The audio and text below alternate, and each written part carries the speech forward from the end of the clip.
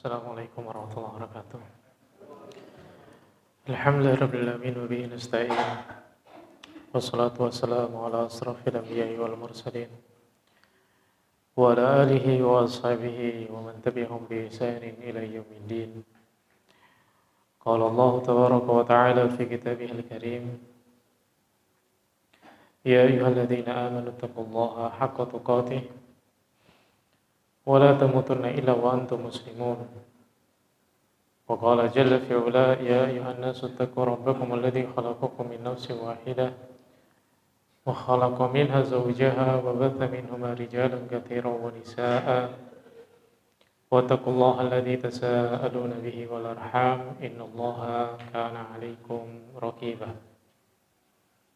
Wa qala aidan ya ayyuhalladzina amanu ittaqullaha wa qulu qawlan sadida yuslih lakum a'malakum wa yaghfir lakum dhunubakum wa may yuti'illaha wa rasulahu faqad faza fawzan 'azima.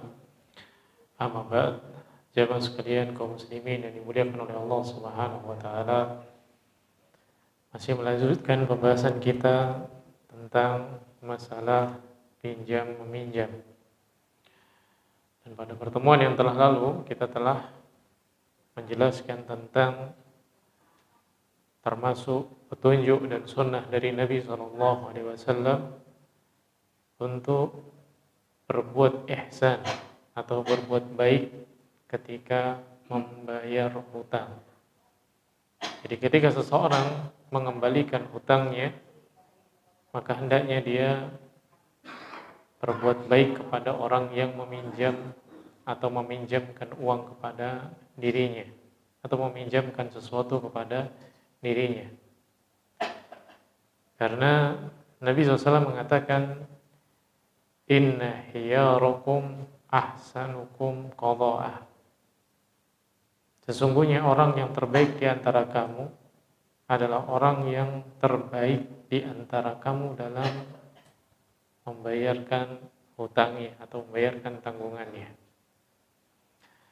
Dan beliau juga pernah mencontohkan membayarkan hutang, kemudian beliau melebihkannya, sebagaimana hadis Jabir bin Abdullah radhiyallahu taala anhu. Kata beliau bahwasanya Nabi SAW membayar hutangnya kepada diriku, faqadhani wa zadani, kata beliau. Nabi SAW membayar hutangnya kepada diriku dan beliau pun menambahkan lebih kepadaku.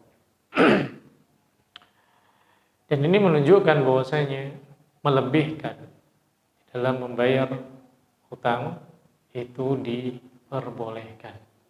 Melebihkan, bukan mengambil lebih. Kalau mengambil lebih, ini dari sisi orang yang meminjamkan. Tapi kalau melebihkan, ini dari sisi orang yang meminjam. Kalau melebihkan berarti kita berbuat baik, ihsan. Tapi kalau meminta lebih, maka ini adalah riba yang tidak diperbolehkan di dalam pinjam meminjam. Dan ketika seseorang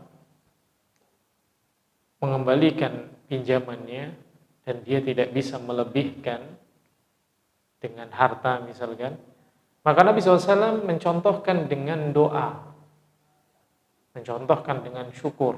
Ini termasuk ihsan, termasuk berbuat baik.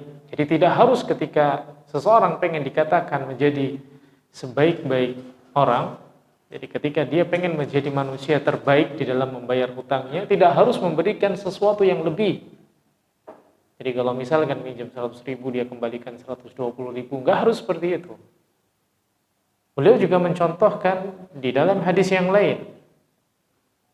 Beliau memberikan sesuai dengan apa yang dipinjam, kemudian membacakan doa atau mengucapkan doa. Dan doa ini bukan doa bayar hutang. Karena ada sebagian orang yang menganggap Hadis yang kemarin kita baca, hadis yang diriwayatkan oleh Ibnu Majah, ada yang menganggapnya sebagai apa? Doa membayar hutang, doa ketika melunasi hutang. Apa bacanya? Barakallahu laka fi ahlika wa malika. Bukan. Ini adalah bentuk ihsan yang diajarkan oleh Nabi SAW kepada kita semua. Bentuk balasan yang baik kepada orang yang telah berbuat baik kepada kita. Kalau kita nggak bisa memberikan yang semisal dengan kebaikannya, maka balas dengan doa-doa yang bisa kita panjatkan kepada Allah Subhanahu wa Ta'ala untuk kebaikannya. Jadi Nabi SAW mengembalikan sesuai dengan nominalnya. Kemudian setelah itu beliau mendoakan kebaikan. Barakallahu laka fi ahlika wa malika. Kemudian beliau mengatakan, innama jazaa'us salafi al-wafa'u walhamdu. Sesungguhnya balasan dari hutang itu adalah dibayar secara sempurna. Wafa ini dibayar secara sempurna, dilunasi secara pas. Walhamdu, dan ditambah dengan ucapan syukur. Maka berbuat baiklah ketika membayar hutang atau mengembalikan pinjaman.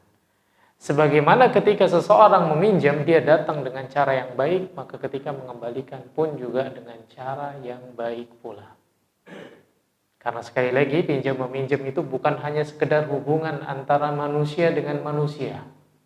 Bukan hanya sekedar hubungan antara si fulan A dengan si fulan B.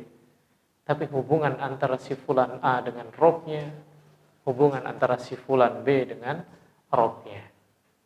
Jadi hubungannya adalah hubungan ibadah, hubungan ketaatan kepada Allah Subhanahu wa Ta'ala, hubungan bagaimana seseorang bersyukur kepada Allah Subhanahu wa Ta'ala, hubungan bagaimana seseorang mendapatkan kemuliaan Allah Subhanahu wa Ta'ala, ampuni dosa-dosanya. Hubungan bagaimana seseorang menjaga amanah yang Allah Subhanahu wa Ta'ala berikan kepada dia. Hubungan bagaimana seseorang menjadi sebaik-baik orang yang dikatakan oleh Nabi SAW. Jadi kalau kita melihat di dalam muamalah yang diajarkan di dalam Islam, apapun bentuknya, maka muamalah itu akan memberikan manfaat yang baik, bukan hanya dari sisi dunia, tapi juga dari sisi akhirat. Tidak sesederhana sekedar meminjam kemudian mengembalikan. Tapi di sana ada keutamaan-keutamaan yang besar yang kita telah bahas bersama. Keutamaan meminjamkan harta, diampuni dosanya oleh Allah Subhanahu wa Ta'ala, dimudahkan segala urusannya. Kemudian keutamaan memenuhi amanah, mengembalikan. Kata Nabi SAW yang tadi telah kita jelaskan dan juga kemarin, inna hiyarikum ahsanukum qadha. Orang terbaik di antara kalian adalah yang paling baik di dalam membayar hutangnya. Nah, menjadi manusia terbaik. Meminjam pun bisa menjadi manusia terbaik. Bukan kehinaan ketika segala sesuatu didasarkan ingin mencari ridha Allah Subhanahu wa Ta'ala. Bukan suatu keburukan ketika segala sesuatu itu disandarkan kepada Allah Subhanahu wa Ta'ala. Karena ini adalah muamalah yang diperbolehkan.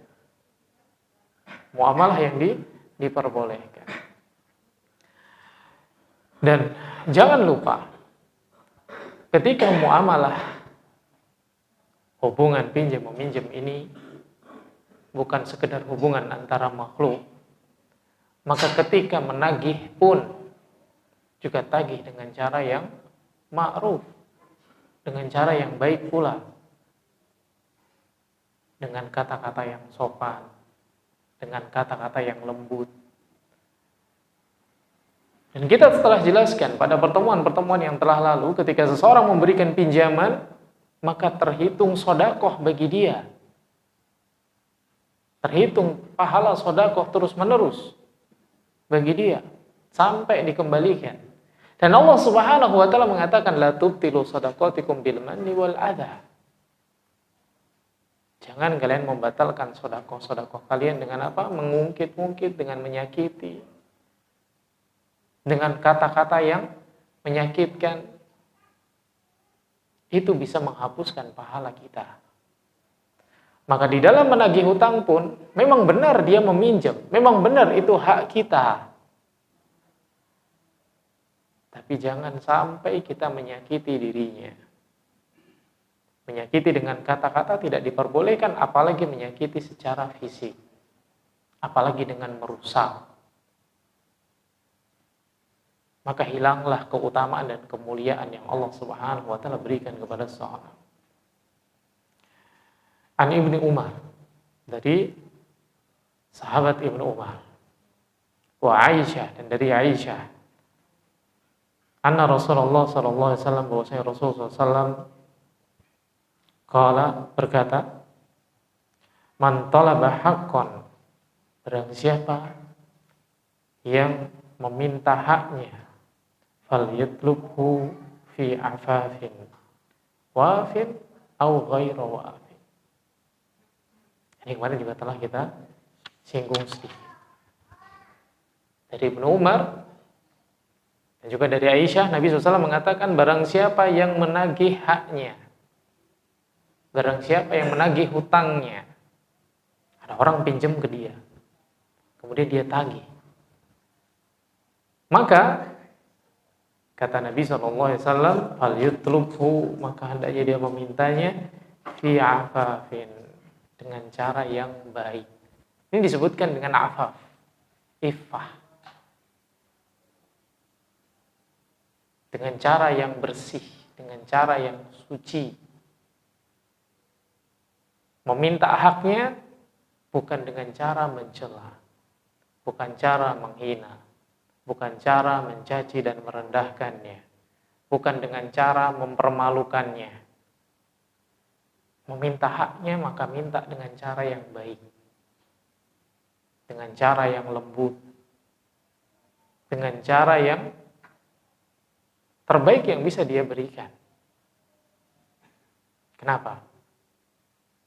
Karena sekali lagi dia sedang beribadah kepada Allah Subhanahu wa taala. Ketika seorang beribadah, maka beribadahlah dengan ibadah terbaik yang bisa dia lakukan. Apapun balasannya. Wafin au ghairu wafin, kata Nabi SAW. Dia bayar atau enggak bayar, tetap minta dengan cara yang baik.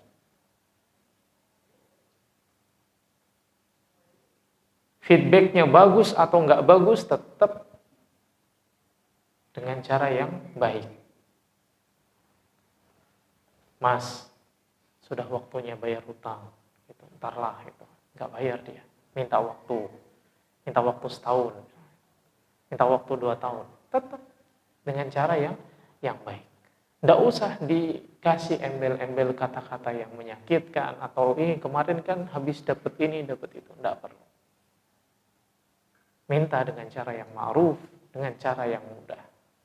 Kenapa? Allah Subhanahu wa taala enggak akan pernah melupakan hak kita. Pasti nanti akan Allah Subhanahu wa taala kembalikan. Dan sungguh beruntung jika seseorang meminjamkan dunia tapi dia mendapatkan balasan akhirat. Beruntung malah dia.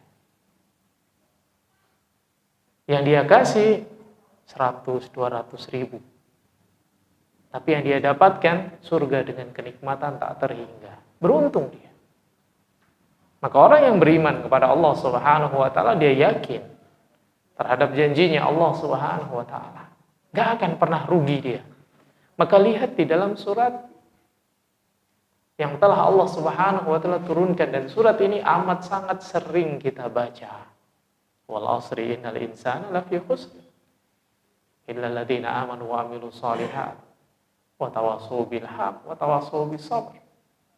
Enggak akan pernah rugi orang yang beriman kepada Allah Subhanahu wa taala. Dan termasuk beriman kepada Allah Subhanahu wa taala, meyakini semua yang Allah Subhanahu wa taala telah tetapkan itu adalah hak dan pasti adanya. Dan semua yang Allah Subhanahu wa taala syariatkan adalah yang terbaik. Kita pengen menjadi orang terbaik, ikuti petunjuk Allah Subhanahu wa taala, ikuti petunjuk Nabi sallallahu alaihi wasallam. Pengen menjadi orang terbaik di dalam muamalah, pinjam meminjam misalkan, ingin menjadi orang yang terbaik bisa. Apapun posisi dia, posisi meminjami atau posisi meminjam, dia bisa menjadi orang terbaik dua-duanya. Kalau dia posisinya orang yang meminjami, maka berikan kemudahan. Ketika kita meminjami orang, ngasih harta kita untuk dipakai oleh orang, cari ridhonya Allah Subhanahu wa taala, cari pahala dari Allah Subhanahu wa taala. Enggak akan pernah rugi. Perniagaan seorang hamba kepada Rabb-nya itu enggak akan pernah rugi. Dan Allah Subhanahu wa taala akan terus-menerus melipat gandakannya. Memberikan pahala yang tak terhingga. Perniagaan yang enggak akan pernah rugi ketika seseorang menolong saudaranya. Dan bisa jadi ketika seseorang membantu saudaranya, itu salah satu sebab dia ditolong oleh Allah Subhanahu wa taala. Meskipun dirinya dalam keadaan sulit, meskipun dirinya dalam keadaan susah, tapi ketika ada saudaranya datang minta bantuan kepada dia, dan dia bisa bantu, dia bantu. Bisa jadi. Ketika dia membantu saudaranya tadi, itu sebab Allah Subhanahu wa taala memudahkan urusan dia. Jelas sekali Nabi SAW mengatakan, wallahu fi aunil abdi ma kana al-abdu fi auni ahihi. Allah Subhanahu wa taala akan memudahkan seorang hamba selagi hamba tadi memudahkan saudaranya. Pokoknya senantiasa berusaha untuk memudahkan urusan orang lain. Kita nggak usah pusing rezeki kita. Jangan pernah berpikir kalau harta kita dibawa sama orang, kemudian rezeki kita berkurang. Udah. Justru ketika kita membantu orang lain, rezeki kita bertambah. Semakin banyak dan semakin banyak. Ketika orang beriman kepada Allah Subhanahu wa taala, ketika dia membelanjakan hartanya di jalan Allah, bukan berkurang tapi justru bertambah. Dan bertambahnya itu semakin banyak dan tidak terhingga. Allah Subhanahu wa taala dengan jelas telah menyebutkan hal tersebut. Dan insyaallah kita sudah hafal apa yang Allah Subhanahu wa taala sampaikan tentang sedekah. Kama sali hamba, hambatat sab'a sanabil fi kulli sumbulatin mi'atu habba. Satu. Kemudian Allah Subhanahu wa taala lipat gandakan menjadi 700. Dan di akhir dari ayat Allah mengatakan wallahu yudha'ifu liman yasha. Allah melipat gandakan. Melipat gandakan sebanyak yang Allah kehendaki kepada siapapun yang Allah Subhanahu wa taala kehendaki. Karunia Allah Subhanahu wa taala enggak terbatas. Maka kita enggak perlu khawatir. Enggak perlu khawatir ketika kita berbuat baik kepada orang lain apapun keadaannya. Enggak perlu khawatir. Kenapa? Allah Subhanahu wa taala Maha Kaya. Kalau orang-orang kafir saja yang enggak beriman kepada Allah Subhanahu wa taala, Allah berikan mereka dunia, Allah berikan mereka rizki, masa Allah Subhanahu wa taala tidak akan memberi kepada orang-orang yang beriman? Tidak mungkin. Allah Subhanahu wa taala akan tetap memberikan kepada kita semua. Justru Allah Subhanahu wa taala memberikan kepada kita sesuatu yang tidak Allah Subhanahu wa taala berikan kepada mereka. Maka tanamkan untuk senantiasa yakin terhadap apapun yang Allah Subhanahu wa taala berikan kepada kita. Dan ketika seseorang bisa membantu orang lain, ini akan lebih dekat kepada syukur atas kenikmatan yang Allah Subhanahu wa taala berikan kepada dirinya. Ketika seseorang mudah untuk meringankan beban orang lain, maka ini akan mendekatkan dia kepada sikap qanaah. Apa itu qanaah? Qanaah itu merasa cukup dengan apa yang Allah Subhanahu wa taala berikan. Dan qanaah ini memiliki hubungan erat dengan syukur. Memiliki hubungan erat dengan syukur. Dan ketika orang bersyukur, Allah Subhanahu wa taala akan kurangi harta dia, Allah kurangi rezeki dia? Enggak. Ketika orang bersyukur, Allah Subhanahu wa taala akan terus tambah. Orang nggak akan bisa bantu orang lain kalau dirinya masih merasa kurang. Kalau orang senantiasa merasa kurang, berarti dia belum bisa merasa qanaah. Dan orang kalau nggak qanaah, dia nggak bisa bersyukur. Ini hubungannya, saudara sekalian yang dimuliakan oleh Allah Subhanahu wa taala. Maka ketika menagih pun, tagih dengan cara yang baik. Kalau misalkan nggak bisa bayar, atau masih ada kesulitan, kasih kemudahan. Bila perlu, bebaskan dia. Nggak rugi, saudara sekalian yang dimuliakan oleh Allah Subhanahu wa taala, ketika seseorang membebaskan pinjaman yang dipinjam oleh orang, nggak rugi. Kenapa? Kenapa dikatakan nggak rugi? Selama ini dia hidup dengan harta yang dibawa sama orang, dia masih tetap hidup. Nggak kesulitan dia. Apa keutamanya ketika dia membebaskannya? Allah bebaskan dari dosa dan kesalahan dia. Ringan.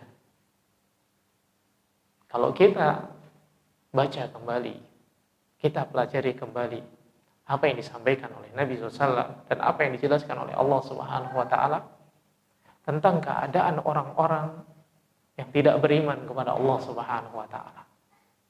Yang mana mereka itu ingin menebus diri mereka dengan apa? Emas penuh bumi. Agar mereka apa? Selamat dari azabnya Allah Subhanahu wa taala. Agar mereka diampuni dosa-dosanya oleh Allah Subhanahu wa taala, emas penuh bumi. Tapi bagi orang yang beriman, nggak perlu itu semua. Nggak perlu harus emas penuh bumi. Orang minjem, bebasin. Allah Subhanahu wa taala pun akan membebaskan dirinya. Bebaskan hutang, bebaskan hutang. Allah Subhanahu wa taala akan membebaskan dia, mengampuni dosa-dosanya. Maka nggak ada ruginya. Kebahagiaan yang nggak terhingga, 100.000, 200.000, dia bisa diampuni dosanya oleh Allah Subhanahu wa taala. Pokoknya nggak ada ruginya ketika seseorang berbuat baik kepada orang lain. Kalau memang gitu kan, jumlahnya besar misalkan, kemudian dia mengharapkan untuk keluarganya juga kan seperti itu. Mungkin dia memiliki keluarga, memiliki anak yang membutuhkan juga. Maka kalau nggak bisa membebaskan, dia bisa memberikan tenggang waktu. Memberikan tangguh waktu kepada orang-orang yang membutuhkan dan kesulitan. Allah Subhanahu wa taala telah menyatakan di dalam surat Al-Baqarah ayat yang ke-280, kata Allah Subhanahu wa taala, wa in kana dzu usratin fanadhiratun ila maisaratin wa an tasaddaqu khairul lakum in kuntum ta'lamun. Dan jika orang-orang yang berhutang itu, kata Allah Subhanahu wa taala, wa in kana dzu usrah, mereka itu dalam keadaan yang susah, fanadhiratun ila maisarah, maka berilah tangguh sampai mereka mendapatkan kelapangan. Ini yang Allah Subhanahu wa taala perintahkan kepada kita, yang Allah ajarkan. Ingat, apapun yang Allah Subhanahu wa taala perintahkan kepada kita itu adalah yang terbaik. Allah nggak pernah memerintahkan sesuatu yang buruk. Allah nggak akan pernah memerintahkan sesuatu yang merugikan kita.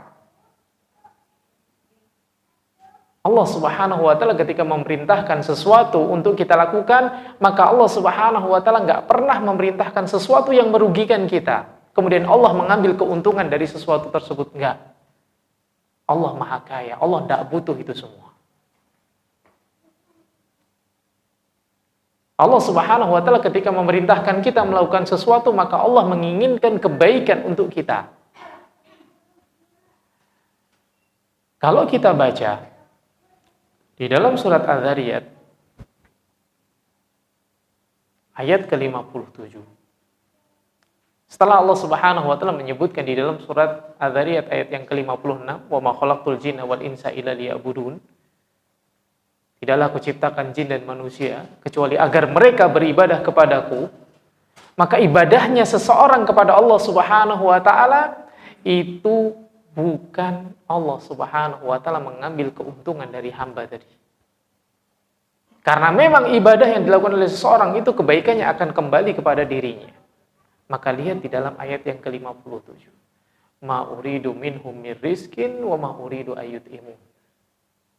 Aku tidak butuh apa? Diberi rizki oleh manusia. Aku tidak menginginkan manusia itu yang aku ciptakan memberikan sesuatu kepadaku. Karena Allah nggak membutuhkannya.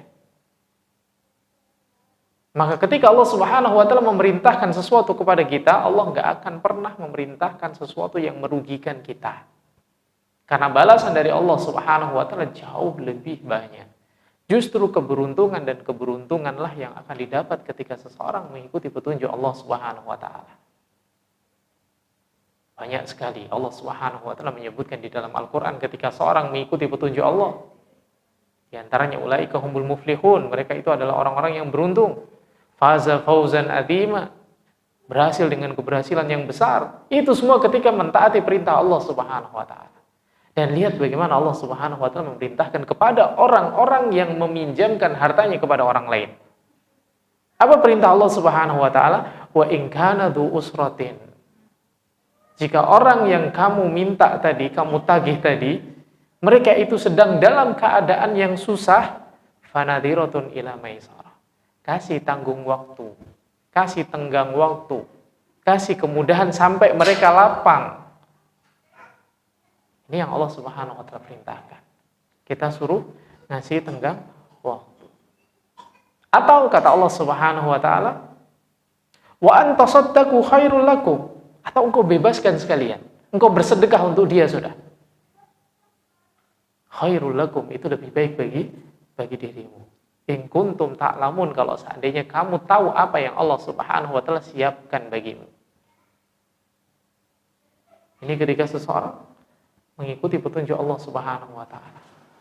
Kenapa? Ketika seseorang tunduk kepada Allah Subhanahu wa Ta'ala, dia akan mendapatkan kebaikan yang enggak pernah bisa dia bayangkan. Kebaikan yang enggak ada henti-hentinya. Kenikmatan yang Allah Subhanahu wa Ta'ala janjikan kepada kita semua, surganya Allah Subhanahu wa Ta'ala, maka enggak ada bandingannya dengan kenikmatan-kenikmatan yang ada di surga. Maka kata Allah Subhanahu wa Ta'ala, in kuntum ta'lamun, kalau seandainya kamu mengetahui. In kuntum ta'lamun, kalau seandainya engkau mengetahui. In kuntum ta'lamun, kalau seandainya engkau mengetahui. Allah Subhanahu wa Ta'ala sering menyebutkan dalam Al-Quran, in kuntum ta'lamun, in kuntum ta'lamun. Jika kamu mengetahui, jika kamu mengetahui. Kenapa? Kita diperintahkan, diajarkan oleh Allah Subhanahu wa Ta'ala untuk memperhitungkan, untuk mengingat-ingat, untuk memperhatikan apa yang Allah Subhanahu wa Ta'ala persiapkan bagi kita. Kemudian Allah Subhanahu wa Ta'ala mengatakan, in kuntum ta'lamun, jika engkau mengetahui. Apa hikmahnya Allah mengatakan in kuntum ta'lamun? Mungkin sekarang ini kamu nggak begitu percaya, tapi nanti kamu akan menyesal ketika mengetahuinya. Menyesal kenapa? Dulu nggak mengikuti Allah Subhanahu wa Ta'ala. Maka daripada kamu menyesal nanti, mending kamu sekarang kerjakan apa yang Allah Subhanahu wa Ta'ala perintahkan, percayai apa yang Allah Subhanahu wa Ta'ala telah tetapkan tadi. Jadi in kuntum ta'lamun, jika kamu mengetahui. Kemudian di dalam hadis yang diriwayatkan oleh Ibnu Majah, an Hudzaifah radhiyallahu taala anhu, dari Hudzaifah radhiyallahu taala anhu, qala, beliau berkata, sami'tu nabiyya, aku mendengar Nabi yaqulu, berkata,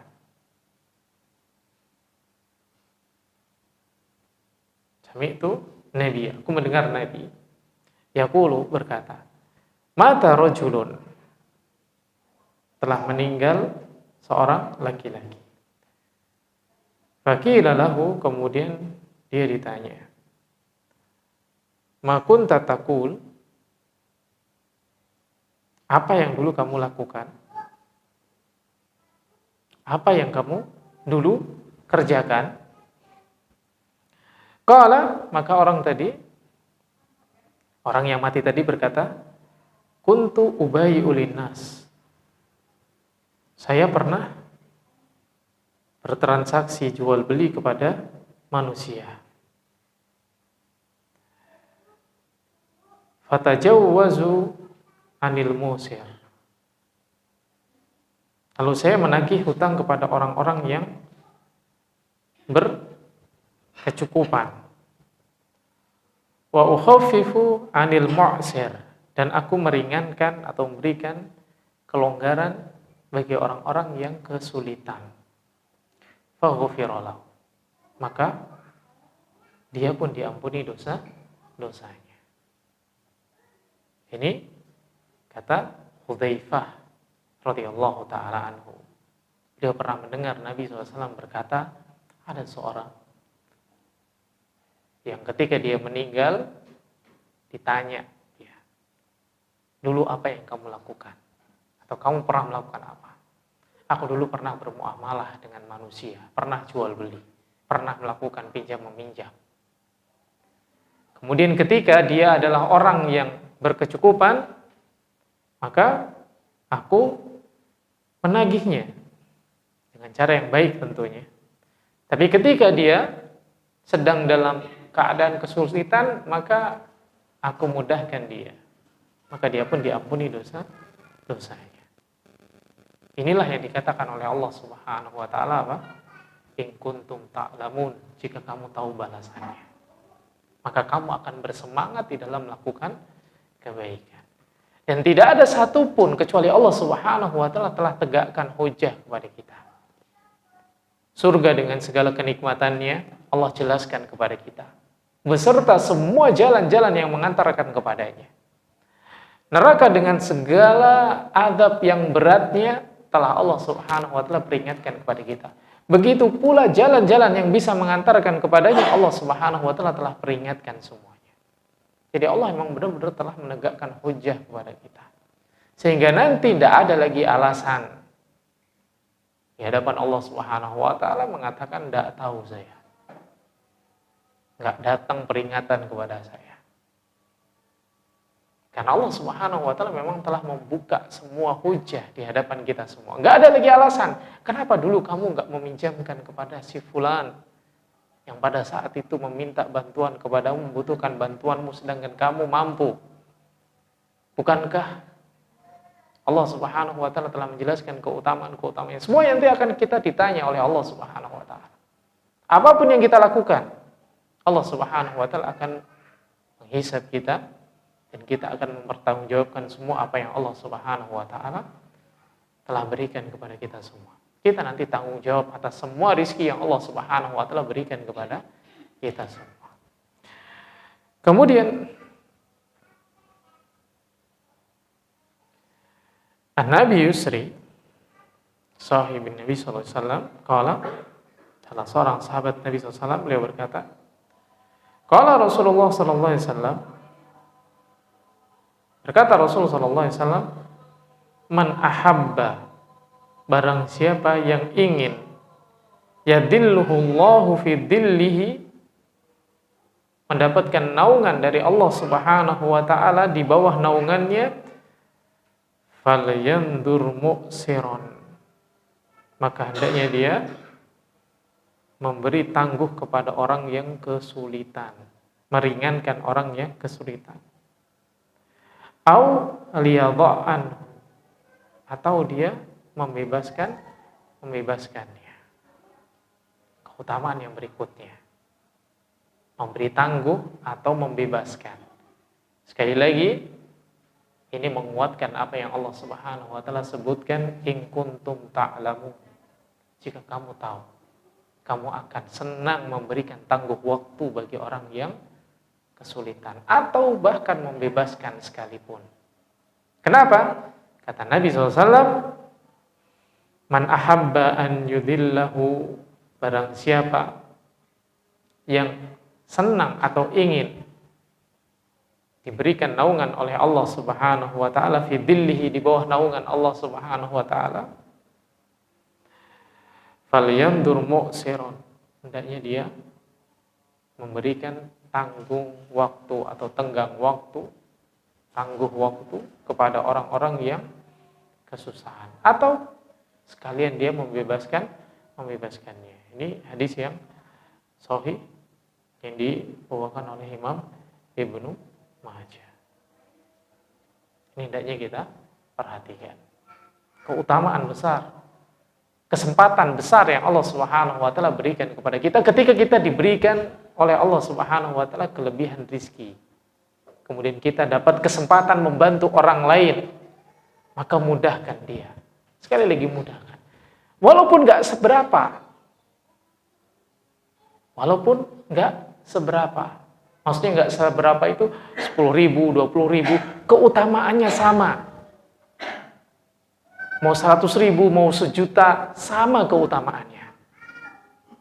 Jadi jangan dikira yang disampaikan di dalam hadis-hadis Nabi ini khusus yang ngasih pinjaman puluhan juta, ratusan juta. Enggak. Sama semuanya. Berapapun nominalnya. Karena keumuman yang disampaikan oleh Nabi SAW, barang siapa memberikan pinjaman, maka hendaknya apa? Dia mudahkan ketika dia kesulitan atau dia bebaskan sekalian. Tidak ada jumlah minimal nominal tertentu. Semuanya bisa mendapatkan kesempatan. Ada yang pinjam, saya cuma punyanya 10.000. Jangan dilihat 10.000-nya. Tapi lihat pahala dari Allah Subhanahu wa taala yang menanti yang sangat besar. Apapun hubungan kita, transaksi kita, muamalah kita, jangan lihat orangnya dan jangan lihat nominalnya. Tapi lihat bagaimana kita bisa mencari ridha Allah Subhanahu wa taala dengan transaksi tersebut. Bagaimana kita bisa mendapatkan pahala dari apa yang kita lakukan di dalam muamalah tersebut. Pokoknya jangan lihat dunianya, tapi lihat balasan dari Allah Subhanahu wa taala. Wallahu taala a'lam. Ini di antara keutamaan yang Allah Subhanahu wa taala berikan kepada orang yang meminjam dan juga kepada orang yang memberikan pinjaman. Sekali lagi, tidak ada kehinaan ketika yang dicari adalah ridhonya Allah Subhanahu wa taala. Jangan merasa rendah ketika meminjam dan jangan merasa takabur atau sombong ketika memberikan pinjaman. Dua-duanya bisa mendapatkan kesempatan. Kesempatan apa? Menjadi orang terbaik di hadapan Allah Subhanahu wa taala. Bagi orang yang meminjamkan, hendaknya dia berbuat baik. Bagi orang yang meminjam, hendaknya dia juga berbuat baik. Dan cara berbuat baik telah diajarkan oleh Nabi SAW kepada kita semua. Wallahu ta'ala a'lam. Mudah-mudahan yang sedikit ini kita dapat mengambil hikmah dan faedahnya. Aqulu qauli hadza subhanakallahumma wa bihamdika asyhadu an la ilaha illa anta astaghfiruka wa atubu ilaik. Assalamualaikum warahmatullahi wabarakatuh.